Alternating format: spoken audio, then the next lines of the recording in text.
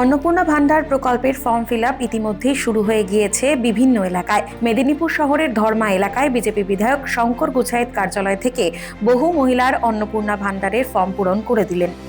আমরা তো ভীষণ খুশি। আগে আমরা ১,৫০০ টাকা করে পেতাম, এখন এই নতুন সরকার এসে আমাদের ৩,০০০ টাকা করে দিচ্ছে। এতে আমরা সত্যিই খুব খুশি, অনেক উপকার আমাদের হবে। হ্যাঁ, লক্ষ্মী ভান্ডার পেতাম, ১,৫০০ টাকা করে পেতাম, এখন ৩,০০০ পাবো, এটা আমি খুবই আনন্দিত। ফর্মটা দেখেছেন? হ্যাঁ, ফর্মটা দেখেছি, এই যে আজকে আমাদের কত কি লাগবে, 20 দফা জিনিসপত্র দেখেছেন? হ্যাঁ দেখেছি, আমার সেরকম কিছুই নেই। তাহলে কি করবেন? আমি লক্ষ্মী ভান্ডার পেতাম, অন্নপূর্ণা ভান্ডার পাবো এই আশাই রাখছি। ফর্ম ফিল আপের প্রথম দিনে মেদিনীপুর শহর থেকে ধরা পড়ল অন্য ছবি।